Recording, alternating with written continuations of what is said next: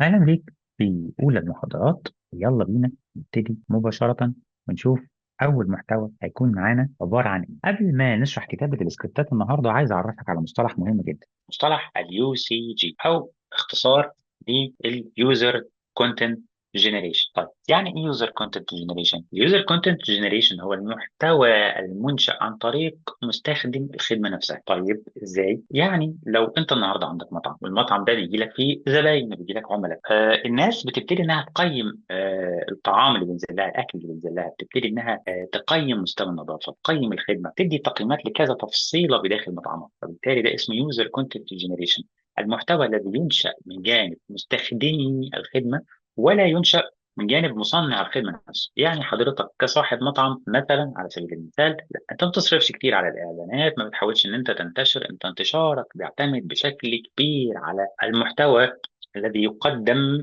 من المستخدم الفعلي للخدمه بتاعك، او بالبلدي كده زباين المطعم. ممكن يكون المحتوى ده فيجوال او محتوى مرئي زي الفلوج، او مثلا ان هو ممكن يكون مقدم فيه مراجعه على فيديوهات يوتيوب، او عباره عن فيديوهات مقدمه على تيك توك. ممكن طبعا يكون عباره عن صور بتتشارك الناس فيها الامكانيات والمميزات والخدمات الخاصه بمطعمك. فده اختصار اليوزر كونتنت جنريشن، ده مصطلح مهم جدا جدا جدا تعرفه قبل ما نبتدي رحلتنا النهارده في عمليه صناعه المحتوى باستخدام السكريبت. طيب الفيديو سكريبت نفسه او المحتوى المرئي، هل ليه اشكال؟ هل لما بنيجي النهارده نتكلم نقول عايزين نكتب مثلا سكريبت للشورت او شورت مثلا، لازم يكون عامل ازاي، شكله عامل ازاي، إيه التفاصيل اللي فيه؟ وهل التفاصيل دي ليها مسميات؟ اقول لك الفيديو سكريبت فورمات او الشكل العام للفيديو لازم يكون ليه في بعض التفاصيل نكون عارفها.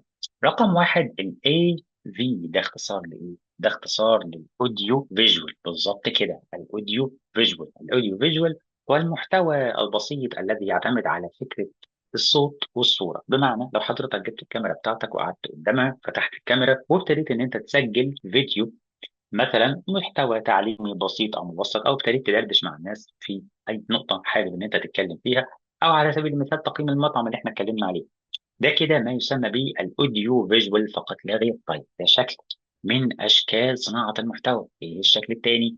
هقول لك ان الشكل الثاني هو الفي اي جي. نبتدي نشوف الاختصار: فيجوال اوديو وجرافيكس، فيجوال اوديو جرافيكس. ففي اي جي هو اختصار لفيجوال اوديو جرافيكس، وهي نوعيه الفيديوهات التي تقدم كذلك ولكن بيتداخل فيها شغل جرافيكس. الكلام ده والتفاصيل دي بتفرق جدا جدا جدا بشكل عام في كتابه السكريبتات. طيب تقول لي الجرافيكس زي ايه؟ اقول لك مثلا عندك حاجه زي البيبر ترانزيشن او الانتقالات الورقيه، اللي تبص تلاقي ان في كده زي صورة ورقة بتتفرد كده وبيتكتب فيها شوية كلام، أو تلاقي الجرافيكس مثلا حاجات بتجري في الشاشة، صور بتطلع، صور بتتحرك، صور بتنزل، الكلام ده كله اسمه في اي جي. شكل المحتوى بالطريقة ديت، وتبقى أنت عارف الفيديو اللي هيكون مصمم هيكون هل هو فيجوال وأوديو فقط، هل هو صوت وصورة فقط لا غير، هل هو صوت وصورة وبيحتوي على محتوى تاني في جرافيكس. الكلام ده كله مهم جدا جدا تكون عارف شكل الفيديو او الفورمات اللي انت داخل عليه عامل ازاي قبل ما تبتدي تكتب المحتوى بتاعه. طيب والشكل الثالث هيبقى عامل ازاي؟ هقول لك ان الشكل الثالث ده اسمه السيكونشال فلو. السيكونشال فلو هنا مصطلح مش هترجمه لك، ولكن هشرحه لك بشكل لذيذ قوي. السيكونشال فلو عامل زي الفلوج، والفلوج اللي هو بتبص تلاقي الشخص زي ما شرحنا اللي نزل وقعد في المطعم وابتدى ان هو ياكل ويشرب، ويبتدي يدي لك تقييمات عن الاكل الموجود، ويبتدي ان هو يتحرك بشكل تلقائي وعفوي تماما قدام الكاميرا. شغل معمول من غير مونتاج، من غير اي حاجه.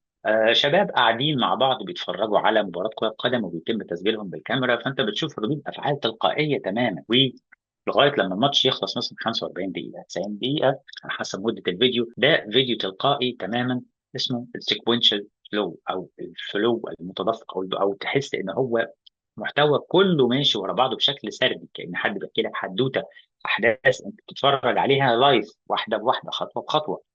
فلان مثلا اللي قرر انه يسافر من المحافظه او المنطقه الف للمنطقه ب، فاخد شنطته ونزل وراح واتمشى ودخل على المحلات واشترى وباع، وابتدى ان هو يعمل بعض الاحداث والتعاملات بشكل تلقائي تماما. ده كل ده بيدخل في نطاق السيكونشال فلو. يبقى انت بالتالي علشان خاطر تبتدي ان انت تكتب محتوى لازم تكون فاهم ومدرك بشكل كبير جدا جدا المحتوى اللي انت داخل عليه. هل هو الاي في، هل انت هتشتغل اوديو فيجوال فقط، ولا فيجوال واوديو وجرافيكس، ولا هتشتغل حاجه ليها علاقه بالسيكونشال فلو؟ تقول لي طب ده انا هكتبه ازاي السيكونشال فلو ده؟ هقول لك بمنتهى البساطه، هنجيله قدام شويه. ولكن السيكونشال فلو هو عباره عن يعني موضوع ارتجالي بشكل كبير. مثلا هتبتدي ان انت تحط له عناصر، او تحط خطوات، او تحط خط سير، او تبتدي ان انت تعمل اعداد لشكل السكريبت اللي ممكن يكون مقدم كبدايه كنهايه، كبعض التفاصيل اللي ممكن تتشرح في النص. مش محور كلامنا قوي السيكونشال فلو، هنركز شويتين على الاي في وعلى الفي اي في. فيلا بينا نكمل الجزئيه التاليه بتاعتنا، وهنروح دلوقتي لكتابه السكريبت بشكل مباشر. وقبل ما نقول ان انا عايز اكتب سكريبت متكامل بشكل مباشر، هقول لك ان احنا ممكن نلخص فكره كتابه السكريبت في 10 نقاط ورا بعض. ال10 نقاط دول لو قدرت ان انت تتقنهم بشكل كبير، تستوعبهم وتفهمهم بشكل كبير، ان شاء الله اضمن لك ان انت تقدر تكتب سكريبت كويس ومميز قدر المستطاع. النقطة الأولى في عملية كتابة السكريبتات know your goal. لازم تكون عارف ومحدد كويس جدا جدا جدا الهدف من كتابة المحتوى بتاعك. بمعنى إيه؟ خليني أقول لك. بمعنى إن أنت، هل أنا محتاج أكتب محتوى تعليمي educational content، ولا محتاج أكتب محتوى ترفيهي entertainment content، ولا محتاج أكتب محتوى يكون والله تحفيزي ومشوق، ويعني في بقى يعني دفعة معنوية للناس في محتواي بشكل كبير، عايز ادعم الناس فاعمل انسبيريشنال كونتنت او محتوى يكون تحفيزي. طيب يبقى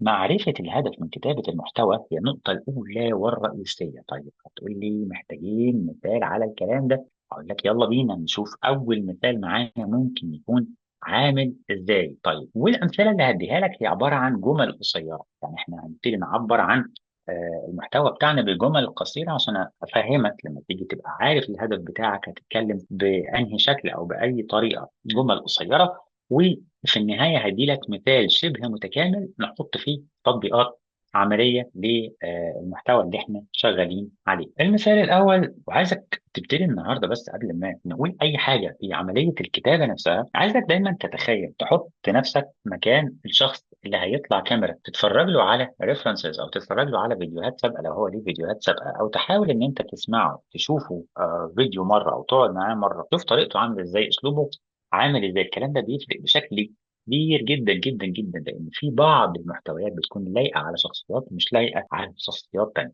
وخلينا ناخد الموضوع ده واحده واحده لاحقا، ولكن خلينا النهارده نتكلم في ايه النقطه اللي احنا كنا لسه بنقول عليها دلوقتي: educational والانترتينمنت والانسبيريشنال، او educate entertain inspire. طيب تعالى ناخد الموضوع كانه فيديو ونقول في الفيديو ده هعلمك اهم 3 مهارات للعمل الحر في سنه 2025. يبقى انا كده بعلم او بعلم، وعايز اقولها كده بشكل موتيفيشن شويه، هقول في الفيديو ده هعلمك اهم 3 مهارات العمل الحر في 2025. فزي ما انت شفت دي مثلا التون اللي انا ممكن اتكلم بيها كشخص بيصنع محتوى. عشان كده بقول لك وانت بتكتب محتاج ان انت تحط نفسك دايما في المود قوي ككاتب قدر المستطاع، يعني ان انت تحط نفسك مكان الشخص اللي هيتكلم. طيب هنا هل هذا المحتوى تعليمي؟ اه المحتوى تعليمي، زي ما بقول لك في الفيديو ده هعلمك اهم 3 مهارات للعمل الحر سنه 2025. طيب لو رحنا للانترتينمنت، للمحتوى المسلي، يعني ايه محتوى مسلي؟ تعالى كده نشوف كده مثال للمحتوى المسلي اهو. ده بالعاميه المصريه طبعا، رحنا نتغدى في مطعم قريب من الشغل وحصل لنا موقف لذيذ قوي لازم تعرفوه، او موقف حلو جدا جدا لازم احكي لكم عنه مثلا على سبيل المثال. فده نوع تاني وهو الانترتينمنت كونتنت. طيب نخش على رقم 3، الانسبيريشنال كونتنت، المحتوى التحفيزي. بيقول ايه بقى؟ بلاش تسيب نفسك للظروف توجهك، لان ده هيأثر على مستقبلك. انت اولى بكل لحظه في حياتك. طيب الكلام ده بيندرج تحت سكريبت، يعني انت بتقول لي كده جمل قصيره وجمل مختصره. هقول لك انا بس بدي لك دلوقتي مثال، انا مش عايزك تعرف السكريبت بشكل متكامل هيبقى عامل ازاي دلوقتي. انا عايزك واحده واحده تبتدي تعرف معايا شكل الجمله الواحده اللي ممكن تكتب في السكريبت عامله ازاي. صدقا لو قدرت ان انت تحط الجمله او تحط الهوك او الهيدلاين او العنوان بشكل جذاب زي ما انت شايف كده، او ان واحده واحده نكتب مع بعض جمله واحده بس ليها علاقه بالمحتوى بشكل كبير، احنا بعد كده هنقدر ان احنا نكمل او نسرد على نفس السياق ده او على نفس الشكل ده بشكل سلس وكويس. طيب يبقى رجوعا لشاشه العرض بتاعتنا، يبقى اول حاجه لازم اكون عارف الهدف من المحتوى. educational content اللي وريتك مثال ليه، كذلك الانسبيريشنال المحتوى التحفيزي والمحتوى المسلي. يبقى لازم اكون عارف اولا الهدف من محتواي ايه، انا داخل اعمل ايه، هل انا داخل اسلي الناس ولا داخل اعلمهم معلومه مهمه ولا داخل احفزهم. طب تقول لي هل يمكن أن تتداخل بعض الأهداف؟ يعني هل ممكن المحتوى يكون والله يعلم أو يفيد وفي نفس الوقت يكون مسلي؟ أقول لك هل ممكن يكون يعلم وفي نفس الوقت يحفز؟ ممكن. أقول لك ما فيش مشكلة أبدا أبدا في تداخل بعض التخصصات، وقد تزداد هذه التخصصات اللي هو educational inspirational entertainment. مش شرط إنه يكون بس بيعلم، مش شرط يكون مسلي، مش شرط يكون محفز، ممكن يكون أي نوع تاني. أنا بدي لك بس أمثلة. وارد جدا ان يحصل تداخل ما بين تخصصين او جزئيتين او 3 جزئيات حتى، ما فيش اي مشكله خالص. بشرط ان انت دايما دايما تكون عارف انت داخل تعمل ايه في الفيديو، انت هتكتب عشان خاطر ايه. رقم 2، know your target audience. طيب نتفق اننا بنكتب لجمهور. طيب جمهورنا المستهدف ده انا قدامي حاجتين، يا اما هكتب بطريقه هي ارغبه فيها في المحتوى او اثير شيء من فضوله واهتماماته، طريقه او الاستراتيجي الثانيه او المدرسه الثانيه بتقول لك ايه؟ بتقول لك البين بوينت، او ان انا اركز على مشكله عنده واحاول ان انا اتعمق فيها شويه. في الحالتين دول انا بحل، مش طبعا مش بين بوينت ان انا يعني اذل في الجمهور، يعني اقول له البين بوينت اللي عندك كذا وكذا وكذا، لا، لازم اركز على نقطه ضعف معينه يكون هو حابب ان انا اكلمه فيها، او تكون عنده تخصصات معينه او مجالات معينه هو مهتم بيها، فانا هكلمه من خلالها. فكتابه السكريبتات انا عندي فيها مدرستين، الانترست والبين بوينت، ان اتحدث بطريقه الانترست او اني اشوف ايه اللي بيحفزه ويحمسه نتكلم فيه، او نتكلم في الجزئيه بتاعت البين بوينت او ما قد يعني يؤلمه شويه ونبتدي ان احنا نتكلم فيه شويه. طب الكلام ده بيكون عامل ازاي؟ لو هتديني مثال عليه هقول. الانترست زي ما انت شايف، لمعان اسنانك هيبان مع كل ابتسامه، وثقتك في نفسك هتزيد 200%. انا هنا بثير نوع من الاهتمام ان لمعة السنان هتبان، وبالتالي ثقتك في نفسك هتزيد. طبعا احنا حاطين رقم 200%، يا سيدي حط 500 مفيش مشكله، لكن اللي انا عايز اقوله لك ان لمعة سنانك ونظافه اسنانك طبعا زي ما انت شايف، كل ما اسنانك كانت احسن ثقتك في نفسك هتزداد. ممكن يكون ده اعلان معجون اسنان، ممكن يكون فيديو بنتكلم فيه او دكتور بيتكلم فيه عن عيادته، ايا ما يكن، لكن واضح جدا الكلام في تخصص الاسنان، واحنا بنتكلم ان الثقه بتزداد عن طريق نظافه الاسنان وجمالها. ده كده الانترست لو انا عايز ارغبه في حاجه. قياسا طبعا انت تقدر تسرد محتويات مشابهه، انا بس بدي لك مثال عشان عايزك تكتب جمله سليمه في السكريبت، ولو حطيت جمله يقينا هنقدر نحط جمل ونكون سكريبت كويس وهنشرح ازاي. طيب النقطه الثانيه في البين بوينت او نقطه الالم اللي ممكن اتكلم فيها. لسه بتبعدي عن صحباتك وقت التصوير عشان حاسه ان اسنانك شكلها مش حلو. شفت؟ ده هنا بين بوينت. والبين بوينت او نقطه الالم اللي احنا اتكلمنا فيها من خلال الفيديو بتاعنا هو ان في ناس ممكن تتجنب التصوير لانه مش عايز يتصور فيبان ان هو بيبتسم، او تبان انها بتبتسم فتحس ان الاسنان شكلها مش جميل قوي.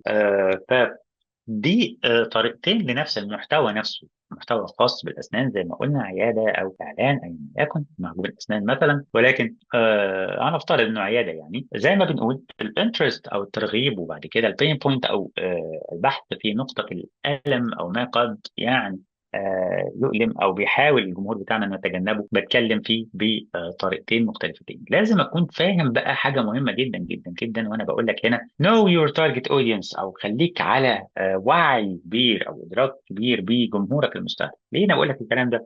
لان في هنا نقطتين مهمين، الانترست والبين بوينت. لازم اكون عارف ايه اللي بيجيب اكتر مع الجمهور بتاعي. هل هو الجمهور اللي بينجذب بالاهتمامات زي ان اسنانه تبقى جميله وبتلمع وحلوه، ولا ممكن يكون جمهوري هو من انصار البين بوينت، لازم اكون بتعمق في نقطه الالم بالنسبه له علشان ده بيجيب معاه اكتر. طبعا قياسا انت ممكن تتكلم في موضوعات تانية وتبتدي ان انت تختبر الموضوع في السكريبتات واحده واحده علشان تبقى عارف ايه اللي بيجيب معك جمهورك اكتر، وتبتدي ان انت تركز عليه. النقطه الثالثه make sure your product should solve a challenge. tips and tricks، بمعنى انت بتيجي تكتب سكريبت او خطوات كتابه السكريبت لازم تكون عارف بشكل كبير ان عندك tips and tricks في شويه حاجات كده لازم تفكر هو انا ايه هي المشكله اللي انا هحلها للجمهور بتاعي. ايه هي النقطة اللي انا محتاج ان انا افك له العقدة بتاعتها واحدة واحدة، علشان خاطر اكون في نهاية الامر بقدم محتوى مفيد بشكل كبير. بمعنى، هل الشخص اللي قدامي مثلا طالب في الكلية او طالب في الجامعة فبيعاني من مشكلة في انتاجية المذاكرة، فالمحتوى بتاعي اللي انا بقدمه كصانع محتوى هو بيحل له المشكله ديت. اه، ده ضروري ان انا اتكلم فيه. لو انا كصانع محتوى بتكلم في فكره ان انا افيد الطلبه والجمهور، فلازم ان انا اتكلم معاهم مثلا في نقطه الانتاجيه، حتى مستوى انتاجيتك ضعيف تزوده ازاي، تحسنه ازاي، وهكذا. طيب، البرودكت بتاعي، الخدمه بتاعتي، خلي بالك برضه نقطه تانيه عايز اقولها لك في الحته دي.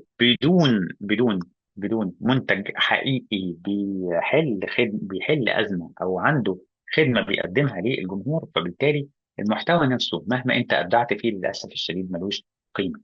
وبالتالي لازم دايما لما تكون عارف أن المنتج بتاعك بيحل مشكلة معينة، لازم تروح للتيبس اند تريكس اللي في المحتوى. بمعنى، المنتج بتاعي والله بيحل المشكلة ألف، طيب تقدر تحلها عن طريق واحد واثنين وثلاثة. بيحل المشكلة ب، تحل المشكلة ب عن طريق واحد واثنين وثلاثة. تأكد دايما قبل ما تكتب أي محتوى إن المنتج بتاعك بيبتدي يحل للناس الكثير من المشاكل. طيب، نحل المشاكل دي ازاي بقى؟ اقول لك شويه تيبس اند تريكس كده، زي use the power of specification، او فكره ان انت النهارده تبتدي ان انت تقدم الخصائص زي ما قلت لك بتاعه المنتج بتاعتك. الخصائص بتاعه المنتج قويه ازاي؟ زي مثلا المنتج اللي بيقول لك والله التكييف، خلينا كده ناخد مثال سريع زي منتج التكييف. بيقول لك مثلا او use the power of specification او specific points. خلينا نتكلم على التكييف اللي هو بيكون في خاصيه الانفرتر اللي بتوفر فيه الكهرباء. طيب، ممكن نقول ركز دايما وانت بتشتري تكييف انه ضروري يكون انفرتر، يعني بيستهلك كهرباء اقل، وده لان مصلحتك هي جزء من راحتك كده. انا خلال المحتوى ده استخدمت فكره سبيسيفيكيشن او الخصائص الخاصه بالمنتج، وابتديت ان انا اقدمها في محتوى جذاب للجمهور بتاعي. طيب، hard facts and statistics، الارقام والاحصائيات هل هي مهمه؟ هقول لك الارقام والاحصائيات مهمه ان انت تسردها. طيب، تعال ناخد مثال تاني. تعرف ان احدث دراسه اتعملت في جامعه اكس واي زي بخصوص اهم وظائف العمل الحر كتابه المحتوى كانت رقم اثنين في الترتيب العالمي بعد البرمجه. كده انا اديتك مثال واضح عن مدى اهميه كتابه المحتوى ده، لو انا عايز اتكلم بطريقه الهارد فاكت او الحقائق والتحليلات. طيب، يبقى احنا كده زي ما انت شايف فكره البرودكت لازم يكون بيحل دايما مشكله، وبدي لك امثله على المشاكل اللي موجوده ممكن تحل، سواء مثلا زي ما ذكرنا في التكييف، وفكره التكييف ده كمنتج في حد ذاته نقدر نستخدم الخصائص بتاعته، او زي ما شرحنا في المثال الثاني اللي هو الهارد فاكتس او التفاصيل الاخرى اللي ممكن نتكلم فيها، اللي هي تعرف ان احدث دراسه اتعملت في جامعه كذا كذا كذا. ده مثال تالي بنتكلم فيه عن أهمية مجال كتابة المحتوى. طبعا ده محتوى ممكن يكون مستغل في كورس دعائي مثلا، أو أي شكل تسويقي لأشكال التسويق الخاصة بمجال كتابة المحتوى. الشاهد في القصة واللي عايز أقوله لك إن دايما تأكد من إن المنتج بتاعك بيحل مشكلة، بيحل أزمة. طيب، تقول لي مثلا أنت شرحت لي في المثالين دول إن الجزء الأول هو الباور اوف سبيسيفيكيشن او فكره الخصائص اللي احنا بنتكلم فيها.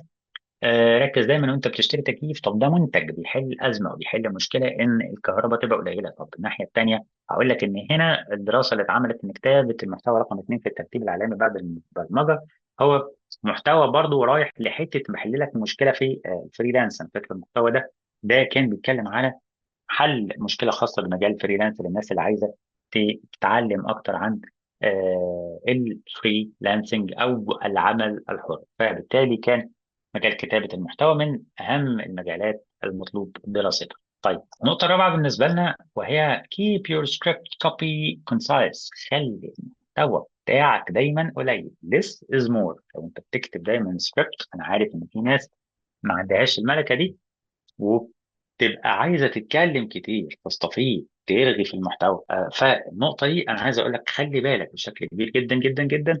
ما تسردش بشكل مبالغ فيه، ما تطلعش لتفاصيل اضافيه. ركز دايما على المحتوى بتاعك بشكل دقيق. ركز دايما على ان كل جمله تكون مؤثره، ما تسردش بشكل مبالغ فيه من البلدي كده. ما تبقاش بتشرح كده، ما تبقاش عامل زي النكته اللي بتتكلم عن احنا بنتكلم عن الصحراء، وعايزين نتكلم عن الصحراء وكيفية استصلاحها وكيفية زراعة الصحراء، وانت تقوم وسط الكلام كده جايب كلام على ان الجمل بيعيش بقى في الصحراء، فالجمل ده بقى بيعمل واحد واثنين وثلاثة، ولما بيكبر بيعمل واحد واثنين وثلاثة واربعة، فتبتدي تشرد عن الموضوع. لا، خليك محدد بجمل قصيرة مقتضبة تكون مؤثرة جدا جدا جدا في المحتوى. وده هوريه لك ان شاء الله في مثال متكامل في نهاية المحاضرة دي. ركز على أول 30 ثانية. طيب، يعني إيه أركز على أول 30 ثانية؟ أول 30 ثانية هم الهوك، هم الخطاف، هم يعني دليل إثبات إن هل أنت هتقدر تجذب الجمهور بتاعك إنه يقعد يكمل معاك الفيديو حتى النهاية، ولا مش هيقعد يكمل معاك الفيديو لحد النهاية. هذا هو السؤال. first 30 second أو أول 30 ثانية هيقعد ولا مش هيقعد معاك. طيب، وبالتالي لازم أركز عليهم إزاي؟ أركز إن المحتوى يكون جذاب جدا. المحتوى بتاعي يكون فعلا مؤثر بشكل كبير. طيب اديني مثال. أدي لك مثال. طيب يلا بينا نشوف الأمثلة. أحدث إحصائية توظيف قالت لك إن سنة 2030 وظيفة اكس واي زي مثلا هتختفي تماما. تفتكر ليه؟ وده كان فيديو عن الذكاء الاصطناعي. نقوله مرة كمان، يلا بينا. أحدث إحصائية توظيف قالت لك إن سنة 2030 وظيفة اكس واي زي هتختفي تماما. تفتكر ليه؟ أكيد الحل في الذكاء الاصطناعي مثلا، وده فيديو فعلا كان بيتكلم عن الذكاء الاصطناعي. طيب، خلينا ناخد المثال التاني وهقول لك. هتصدقني لو قلت لك انك ممكن تعمل فورمه من سندوتش الشاورما؟ طبعا ده مش افيه او حاجه احنا يعني بنضحك بيها، لكن هو كان فيديو فعلا عن عجز السعرات الحراريه. فهو فورمه، تعمل فورمه يعني تبني كتله عضليه وجسمك كويس من خلال سندوتش الشاورما. في ناس بتبقى فاكره ان هذه السندوتشات مثلا مش ممكن تتعمل بطريقه صحيه، فاحنا بنشرح مثلا ده فيديو كان عن عجز السعرات الحراريه او تقليل السعرات الحراريه في جسم الانسان عشان يكون عايش حياه صحيه اكتر. فبالتالي دي امثله على ان اول 30 ثانيه لازم يكونوا جذابين بمعلومه بفكره واضحه للجمهور بتاعك، علشان خاطر يبقى يتقبل منك. ده زي العقد كده اللي هو بيمضي عليه اول 30 ثانيه دول، يكون مضالك كده على ان انا هكمل معاك الفيديو من خلال المحتوى اللي انت بتقدمه. النقطة الجاية دي write a clear and mature script. وهنا بقى دي حاجة عاملة زي كده ايه، تذكر ان انت لازم تكتب السكريبت بطريقة من ثلاث طرق. الطريقة الأولى هي ستوري تيلينج، السرد القصصي، الحدوتة اللي انت ممكن تكتب من خلالها السكريبت. دي طريقة أو دي استراتيجية. الاستراتيجية الثانية بروبلم سولوشن، قبل وبعد. طيب تعال نشوف أمثلة على الكلام ده. نروح للستوري تيلينج ونشوف ازاي اكتب سكريبت او اكتب جمل خاصه بالسكريبت ولكن بطريقه السرد القصصي. بص كده المثال اللي فوق ده، اول مثال فوق يقول لك ايه: رحنا المطعم الفلاني عشان نفطر، كنا فاكرين ان المنيو بتاعهم عليه خصم 50% زي ما كان مكتوب في صفحتهم على انستجرام، وطلبنا فعلا وجبات الافطار، ولكن وقت ما الفاتوره جت فاجئنا بتصرف كان اجمل مما توقعنا. ده كده جزء من السكريبت، تمام. بعد كده نكمل عليه، مفيش مشكله. ده كده حاجه نبره، زي ما انت شايف نبره ودوده جدا، حد بيتكلم بشكل تلقائي، ستوري تيلينج. ممكن تتكلم بشكل خفيف ولذيذ فيه حدوته انت بتحكيها. طيب تاني استراتيجي هي البروبلم سولوشن او المشكله وحلها. طيب تعال نبص المشكله وحلها. طبعا المحتوى هنا تحفيزي زي ما انت شايف. مشكلة التشكك في القدرة على النجاح دي المشكلة، الحل في التوكل على الله. ده هنا الكونسبت أو الفكرة اللي أنت هتبتدي إن أنت تتكلم من خلالها. طيب، مشكلة البشرة الجافة باستمرار، الحل في شرب كميات مياه أكبر. برضه نقطة تانية زي ما أنت شايف. طيب، البروبلم سولوشن هنا استراتيجي هي مناسبة جدا جدا جدا للناس اللي بتشتغل في الجزئيات الخاصه بعلم النفس، الناس اللي بتتكلم في الجزئيات الخاصه بالتحفيز بشكل كبير، والبروبلم سولوشن هي برضو الناس اللي بتتكلم في التغذيه برضو مناسب ليها جدا جدا. طبعا بروبلم سولوشن هو تكنيك يستغل في تخصصات كتيره، لكن انا بدي طبعا بعض الامثله. المثال الثالث معانا هو البيفور والافتر، بمعنى القبل والبعد. ايه قبل ايه بعد؟ هي دي عايزين نشوفها دلوقتي. يلا بينا. مدربين اللياقه البدنيه والبرامج الرياضيه المتخصصه واطباء الاسنان. طيب يعني ايه قبل وبعد؟ دايما دايما بتشوف مع مدربين اللياقه البدنيه البرامج الرياضيه المتخصصه، واحد تلاقيه يعني كان مثلا ما كانش عامل فورمه، وزنه زايد شويتين، وفجاه لقيت والله اتعمل ترانسفورميشن او اتعمل تحول بدني جميل جدا جدا، وشكله بقى رياضي، وشكله بقى شيك، ونسبه دهون جسمه قليله. كذلك مثلا اطباء الاسنان، وانا بدي امثله، ده مش شرط يبقى دي التخصصات فقط لا غير، كل واحد بيشوف التخصص اللي قدامه ينفع عليه انهي استراتيجي من دول. زي ما بشرح لك دلوقتي برضو اطباء الاسنان، لما نيجي نبص على طبيب الاسنان تلاقي والله واحد اسنانه مثلا فيها اعوجاج محتاجه تقويم، اسنان مخلعه والله محتاجه تبييض بشكل معين، تجميل بشكل اخر، وهكذا. ده على الافتر والبيفور. يبقى انا كده عندي ثلاث استراتيجيات ممكن اشتغل بيهم في كتابه المحتوى: ستوري تيلينج، بروبلم سولوشن، والافتر والبيفور. دول الثلاثه الاهم في عالم الكتابه. طيب رجوعا النقطه دي قبل ما نمشي، هل ممكن ادمج ما بين حاجه من الثلاثه دول؟ اقول لك ممكن تدمج ما بين الستوري تيلينج والبروبلم سولوشن، ممكن تدمج ما بين الستوري تيلينج والبيفور. افضل، لان استراتيجيه الستوري تيلينج هي استراتيجيه يعني عامله زي ملح الاكل كده، ينفع تحطها على جميع الاكلات او جميع المحتويات، ما فيهاش اي مشكله خالص. ودايما دايما ستوري تيلينج او السرد القصصي كسبان اي معركه محتوى يخشها. الناس دايما بتحب الحكايات باسلوب شيق جدا جدا. طيب لو انا مش عارف اشتغل بالستوري تيلينج واعمل دمج، يبقى عادي، لا يكلف الله نفسا الا وسعها، تشتغل بطريقه من الثلاثه وعادي جدا جدا جدا. تفتح الانستجرام بتلاقي ناس بتشتغل بروبلم سولوشن، تلاقي ناس بتشتغل بيفور وافتر، عادي قوي قوي قوي. النقطه نمره سابقه معانا: let's write a catchy hook. العنوان، ال 30 ثانيه اللي انت فاكرهم، العنوان او الكابشن اللي انت ممكن تكون حاطه لمحتوى السكريبت، لازم لازم لازم 70% من قوه السكريبت، من قوه اي محتوى في الدنيا في عنوانه. طيب يبقى انا هنا لازم اكتب عنوان.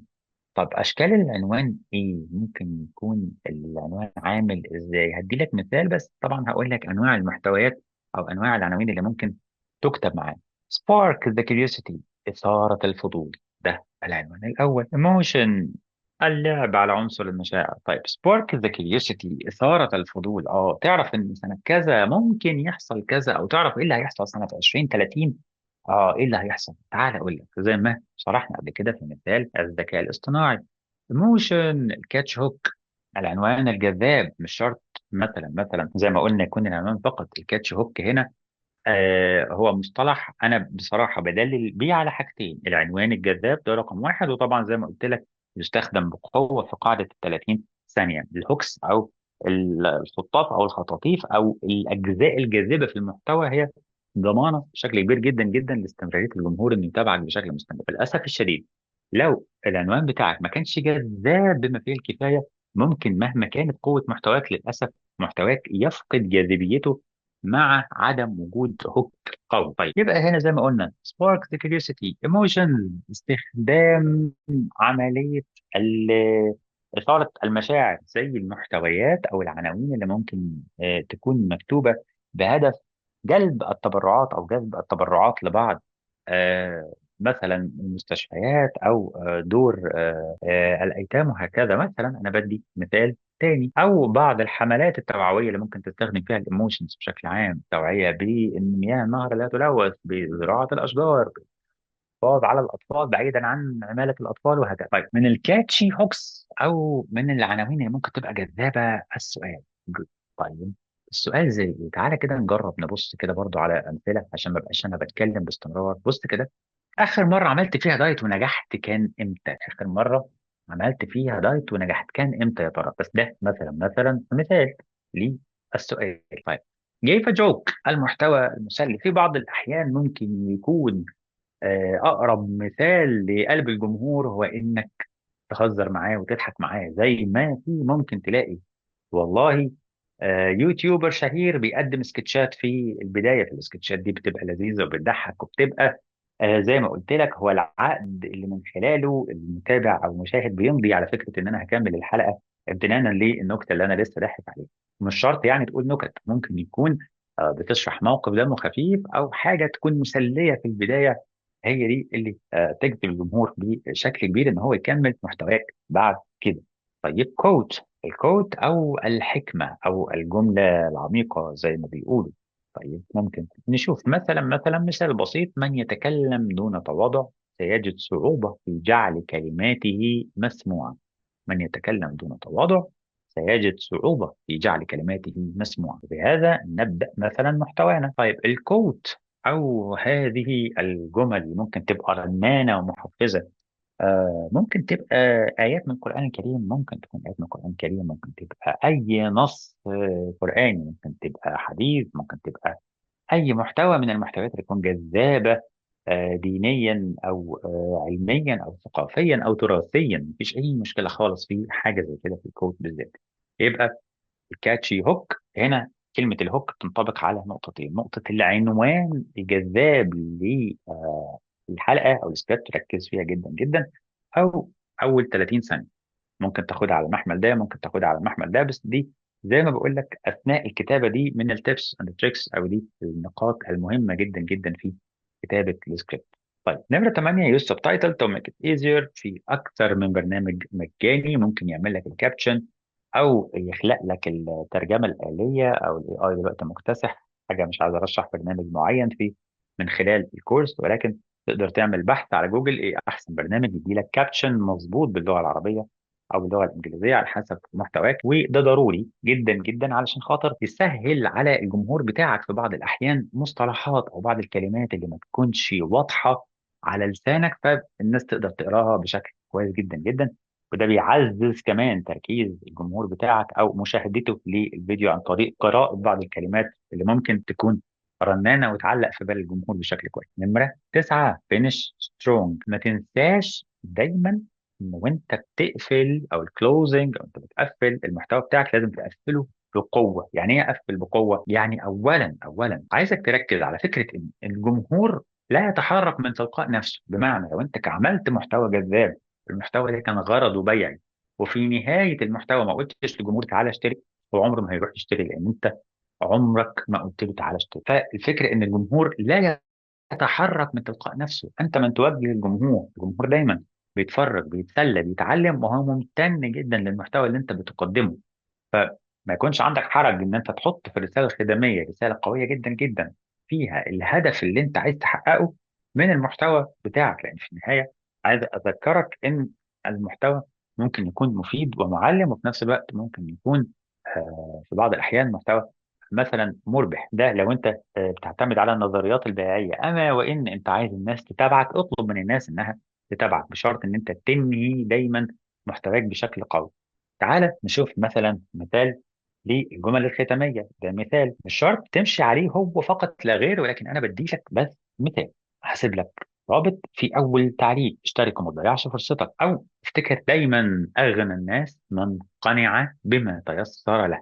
دي هنا مثلا كوت زي ما قلت لك، مش شرط ابدا ابدا اني ابيع لك، لكن زي ما انت شفت الجمله الاولى هي جمله بيعيه تماما. هسيب لك الرابط في اول تعليق: اشترك وما تضيعش فرصتك. بعد كده الجمله الثانيه بتقول: افتكر دايما اغنى الناس من قنع بما تيسر له. جمله رنانه، جمله قويه، كوت ممكن تقفل بيها محتواك بشكل قوي. لان اغلب الظن الناس زي ما هي بتفتكر اول 30 ثانيه، هي بتفتكر اخر 30 ثانيه، بتفتكر الفيديو قفل على ايه. فبلاش الناس تقفل الفيديو وتبقى فاكره محتوى مش عارفه في الاخر هو انت كنت عايز تقول ايه، او انت ايه الرساله، او انت ايه الهدف النهائي اللي انت حبيت انك توصله لي.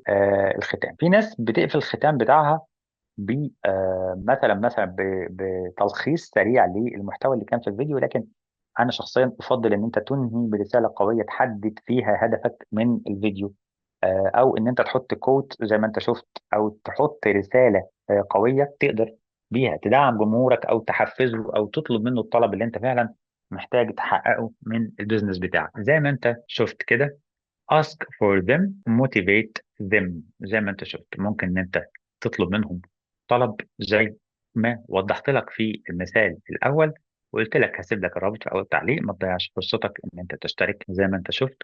وممكن كمان موتيفيت them، او ان انت تحفزهم زي ما شفت في المثال الثاني. وهعيده لك مره تانيه، افتكر دايما أغنى الناس من قنع بما تيسر له. النقطة العاشرة والأخيرة هي تراك ذا ريزلت. طيب السؤال، مع كل التيبس اند تريكس او كل الخطوات اللي انا وضحتها لك او كل النقط اللي انا وضحتها لك عشان تقدر تكتب سكريبت كويس ومميز، هل يشترط ان بعد كل ده السكريبت يطلع يكسر الدنيا نجاح؟ اقول لك في الواقع مش مضمون. مفيش حاجه في المحتوى مضمونه 100%. انت بتقيس النتائج. طيب النتائج دي مبنيه على اكتر من عامل: عامل الكتابه، عامل السكريبت طبعا، سكريبت الكتابه، الهوك زي ما انت شفت، قوه المحتوى، هل هو فعلا تو ذا بوينت، هل هو بيحقق الهدف منه بجمل واضحه، وهل هو مثلا كان مركز اكتر على البين بوينت فنجح، هل هو كان مركز على الانترست او اهتمامات الجمهور فنجح بشكل كبير، هو ركز على ايه ونجح. ففكره القياس زي ما انت شفت، انت دايما عندك اختيارات: هاخد الستوري تيلينج، ولا هاخد البروبلم سولوشن، ولا هاخد الافتر والبيفور مثلا، ولا مثلا هل هركز على البين بوينت ولا اركز على الانترست. ففكره الميكس ده، او فكره الخلط، او فكره الربط ما بين عناصر النجاح في الفيديو الواحد، الامر قد يستغرق وقت، وقد يعني ما يكونش من اول فيديو اخش اكسر الدنيا. لكن الشاهد في القصه ان انا دايما بقيس النتائج، بشوف ايه العناصر اللي تحسنت من خلال كتابتي للمحتوى، وابتدي ان انا اشتغل على تطوير العناصر الناجحه وتقويه العناصر الضعيفه. مثلا لقيت والله ان البين بوينت مش نافعه، انقل على الانترست. في الفيديو اللي جاي لقيت الانترست نافع وكويس، خلاص هكمل عليه. فالستوري تيلينج والله جذاب جدا، ولكن لما دمجته مثلا بالكود، او لما دمجته مثلا بحاجه تانية لقيتها ماشيه كويس جدا، وهكذا. هي دي القصه فيها. دمجته بالافتر بيفور، كان كويس. مثلا لما اجي في قصه فلان اللي جالي العياده، وده هنا مثلا مرحله ما قبل، وكان والله بيعاني نفسيا من الوزن وبعدين اشتغلنا واجتهد وتعب ولغايه لما وصل الى نيوتريشن، او وصل الى مستوى تغذيه كان كويس جدا مرضي بالنسبه له، فابتدى يخس فعمل فورمه. هنا انت دمجت ما بين ستايلين مثلا من ستايلات الكتابه، او اسلوبين من اساليب الكتابه، فلقيتها جذابه وكويسه فحققت نتيجه. فالحبكه بتاخد وقت لحد لما تصل لاحسن ميكس او احسن خلطه ليها. يعني بتحس ان انا بتكلم بلغه المطبخ شويه، لكن الامر مشابه. انا بصراحه عايز اقول لك ان الكتابه والطبخ هي كلها انواع فنون في النهايه. يعني الطباخ الشاطر اللي بيعمل طبخه حلوه، زي كاتب المحتوى اللي بيقدم محتوى متميز وجميل. يعني فانواع الفنون كلها زي ما انت شايف يعني قريبه من بعض. طيب خلينا ناخد مثال كده تكون مثلا انت ملخص لي فيه الدنيا كلها، او ان انت حاطط لي فيه مثلا كذا حاجه، وتعمل لي والله سكريبت، شبه سكريبت متكامل كده صغير، ممكن اشوف من خلاله الدنيا تمشي ازاي. طيب يلا بينا نبص على المثال اللي قدامنا: 5 خطوات عشان ترفع مستوى انتاجيتك في الشغل 200%.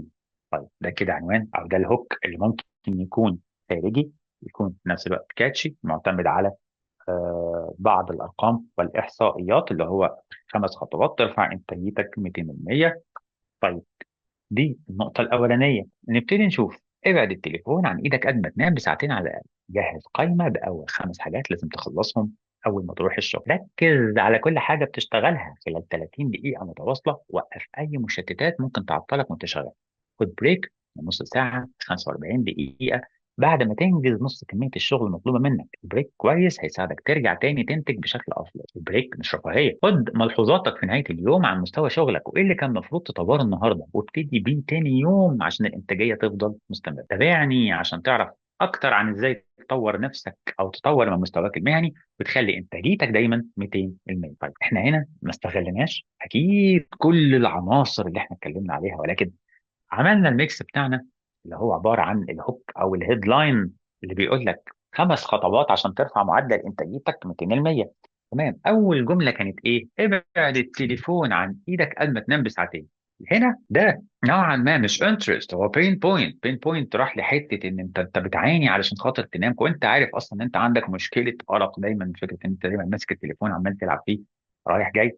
فابعد التليفون عن ايدك قبل ما تنام بساعتين، هي اول نقطه انت بتفوكس او بتركز عليها بشكل كبير. ابتدينا ان احنا نلخص المحتوى في 5 نقاط. ال5 نقاط كانوا خفاف الصراع مختصرين. لما جيت انا قلت لك برضو نكتب حاجه اسمها write a clear and natural script. طيب first 30 second او في اول 30 ثانيه احنا اتكلمنا ابعد التليفون عن ايدك، جهز قائمه باول 5 حاجات. في دايما حته الارقام اللي هي دايما فيها ربط مع الجمهور بان انا اقدم له حاجه سريعه محدده على قد ما اقدر.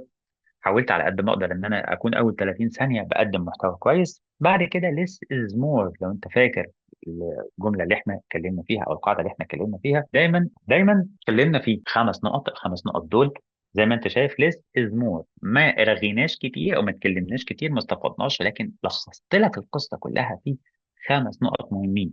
دي برضو حاجه من الحاجات اللي اخدناها. طيب هل احنا استخدمنا هارد فاكت؟ هل استخدمنا حقائق؟ والله ما استخدمناش اي حقائق، ولكن استخدمنا باور اوف سبيسيفيكيشن. فعلا فتره الراحه مثلا 45 دقيقه بشكل عالي، ممكن بعد كده يدوا لك بريك كويس ترجع تنتج مره تانية. طيب مثلا ده انا بدي مثال. طيب دي من ضمن الحاجات اللي احنا استخدمناها. وفي النهايه طبعا ختمنا ختام قوي شويه او قدر المستطاع، اللي هو تابعني اكتر عشان تعرف كذا كذا كذا وتخلي انتاجيتك دايما 200%. طب ده كده شكل من اشكال السكريبت اللي ممكن يكون خفيف او صغير. طب عايز اقلبه ستوري تيلينج، هل ممكن هنا اضيف كمان حاجه تانية واقلبه ستوري تيلينج؟ اقول لك اه عادي، مش مشكله.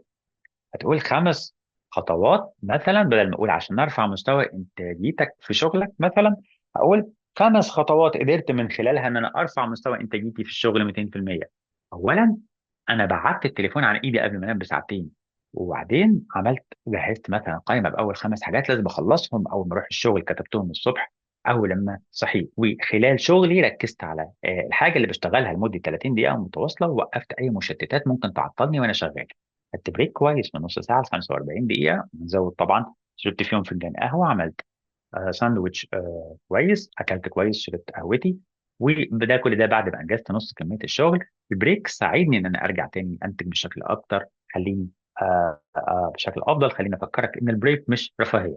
اخر اليوم اخذت ملحوظاتي في نهايه اليوم عن مستوى شغلي، وايه المفروض كان اطوره النهارده، وايه اللي المفروض ابتدي بيه تاني يوم عشان خاطر انتاجيتي تفضل مستمره. يا ريت تتابعني اكتر عشان تعرف ازاي تقدر تطور من مستواك المهني، تخلي انتاجيتك دايما 200%. ده شكل قدرت من خلاله احكي لك على الموضوع كاني في يومي في وظيفتي مكمل يومي كموظف، وبحكي لك عنه بشكل لذيذ وسريع وخفيف. ده مثال. زي ما قلت لك العناصر اللي احنا اتكلمنا فيها لا يشترط ابدا ان انت تكون بتستخدمها كلها، فلازم تكون مثلا بتستخدم بعض العناصر قدر المستطاع. زي ما قلت لك انا شرحت لك في الفيديو ده 10 عناصر انت تقدر من خلالهم تعمل الميكس بتاعك. اديت لك 10 مكونات، عايزك بقى تعمل الميكس، تعمل الخلطة بتاعتك عشان خاطر تقدر في النهاية تطلع المحتوى السليم بتاعك في السكريبت. نرجع تاني ونقول شرحنا 10 نقط تقدر من خلالها تعمل المحتوى بتاعك بشكل سليم، اديتنا مثال لبعض الجمل القصيرة، وفي النهاية ربطنا بمثال كبير عملنا فيه ميكس أو خلطة كده ظريفة ما بين بعض المكونات في المحتوى بتاعنا. اللي عايزك تعرفه إن مش شرط أبدا إنك تستخدم ال10 دول على بعض، يا رب بس تقدر تستخدم واحد في اتنين وتلاتة، أو حتى مكون أو اتنين بالكتير قوي، واحدة واحدة تبتدي تطور من نفسك، تبتدي تطور من إمكانياتك في كتابة السكريبت. خلصنا هذه المحاضرة على خير، يا رب أكون قدمت لك إفادة طيبة، ويلا بينا ننتقل للسكشن الثاني مع بعض.